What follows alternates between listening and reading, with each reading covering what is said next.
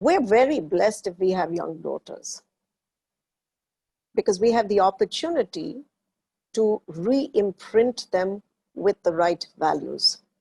But to be able to re-imprint them with the right values, we first need to tear away our own belief systems. It's not easy. It's a hugely complex task for me to remove the imprinting, the beliefs, the conditioning that I have been marinated in, that I have been colored by, that I have identifying with so much, that I can't think beyond being the good mother and the good daughter and the good wife and the good sister. And why is the word good so closely associated with womanhood?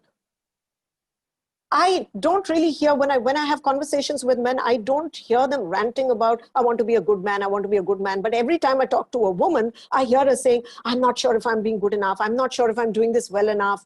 Is there something wrong with me? So you see, there is an affliction with wanting to be good.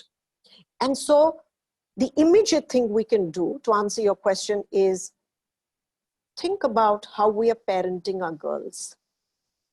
Think about how we are unconsciously transferring these beliefs and conditioning onto them, because we don't do it consciously.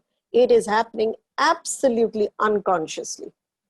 And think about, at a larger level, whether there is a way to bring this awareness of removing the conditioning in our education system.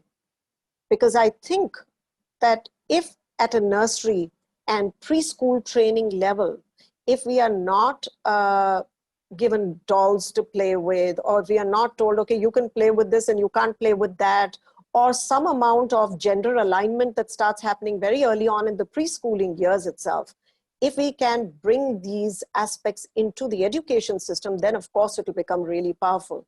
But having said that, let me also add that if we look at the history of the world, and even when I talk a little later about the cultural conditioning, you'll see that very meticulously, women have been de-empowered, or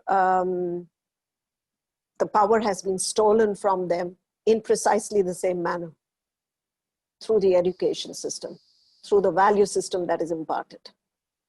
And can we undo that? So I don't think the system is going to do that. I think you as an individual, being the parent, if you feel strongly about this, if you want to be the pathfinder and you want to be the early adopter and the leader in this field, then definitely you can start embracing it with your daughters. We need new archetypal symbols into our conversation, into our mythic stories. We need new role models. Our role models are disturbing, if I may say so.